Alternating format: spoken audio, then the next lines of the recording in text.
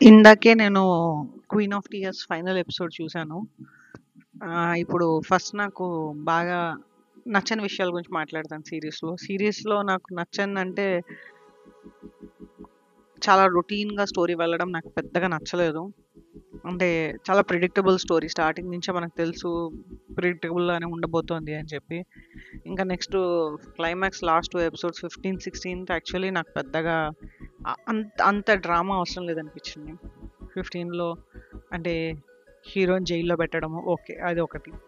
దాని తర్వాత మళ్ళీ హీరోకి కార్ యాక్సిడెంట్. దాని తర్వాత మళ్ళీ హీరోని బుల్లెట్‌తో కాల్చడము. మళ్ళీ దానికి ముందు మనకు మేబీ 12థ్ ఎపిసోడ్‌లో, 13థ్ ఎపిసోడ్‌లోనే హీరో మీద మర్డర్ అటెంప్ట్. అంటే నాన్ స్టాప్ ఇంత డ్రామా కూడా అక్కర్లేదనిపించింది. ఎందుకంటే ఆల్రెడీ స్టఫ్ ఉన్నప్పుడు హీరోయిన్ అంతా ఉన్నప్పుడు ఇంత ఇంత యూజ్‌లెస్ ట్విస్ట్‌లు అక్కర్లేదు. స్టోరీ ఇంకొంచెం బాగా ఉండిండొచ్చు. సో, ఉన్నాయి. నెగెటివ్ పాయింట్స్ అయితే ఉన్నాయి. అంతేకాకుండా ఈ drama 'crash landing on you' records break చేసేసింది. 'స్కై క్యాసిల్' టీఆర్‌పీ క్రాస్ చేసింది. 'రిప్లై 1988' కూడా క్రాస్ చేసింది.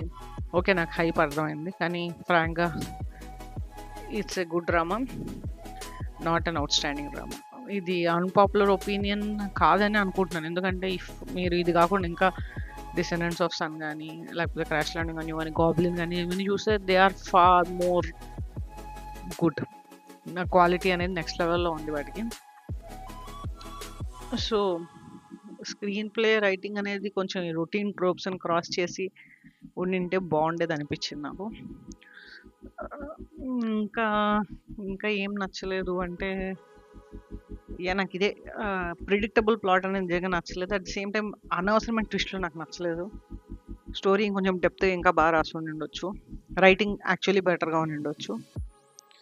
ఓకే. నచ్చని విషయాలు పక్కన పెడితే నాకేం నచ్చింది అంటే హీరోయిన్ కెమిస్ట్రీ. దిస్ ఇస్ వాళ్ళ కెమిస్ట్రీకి 10కి 20 మార్క్స్, 10కి 100 మార్క్స్ ఇవ్వచ్చు. అంత బాగుంది వాళ్ళ chemistry. The only main attractive and only soul of this drama success, key for this drama success is the chemistry between the leads. So అది మెయిన్ ఎలిమెంట్. వాళ్ళిద్దరు అద్భుతంగా ఉన్నారు డ్రామాలో. ఇంకా నెక్స్ట్ క్యారెక్టరైజేషన్స్ బాగున్నాయి. అంటే ద వరల్డ్ బిల్డింగ్ అంతా బాగుంది. నాకు హీరోయిన్ వాళ్ళ మేనత్త character, how she is like blunt but still she is full of heart. And ఆ అమ్మాయి నాకు ఫేవరెట్ క్యారెక్టర్ యాక్చువల్ డ్రామాలో. వాళ్ళ అత్త క్యారెక్టర్ చాలా ఫేవరెట్. అలానే హీరోయిన్ వాళ్ళ తమ్ముడు క్యారెక్టర్ అంటే నాకు చాలా ఇష్టము.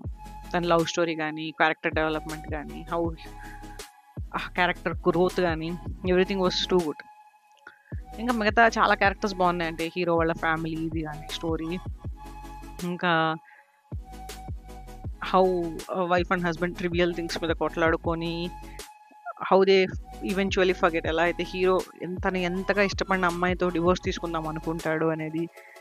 అంతేకాకుండా there are lot of scenes we can tear up. చాలా చాలా ఏరియాల్లో మనం ఏడ్చేస్తాము. There is lot of good. At the same time drama చాలా హుకింగ్గా ఉంది.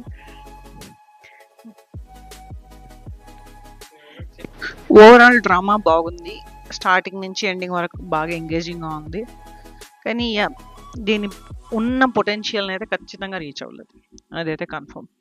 స్టార్టర్ ఇప్పుడు ఎవరైనా ఇనీషియల్గా ఈ డ్రామాతో స్టార్ట్ చేస్తే it is a best starter recipe. It's a good drama. OSTs కూడా చాలా బాగున్నాయి. 2-3 అయితే నాకు బాగా నచ్చేసాయి. I think we have to see this for Kim So Hyo. Kim So Hyo is too damn good. So is Kim Ji Won. Rest goes on. We can forgive little things, right?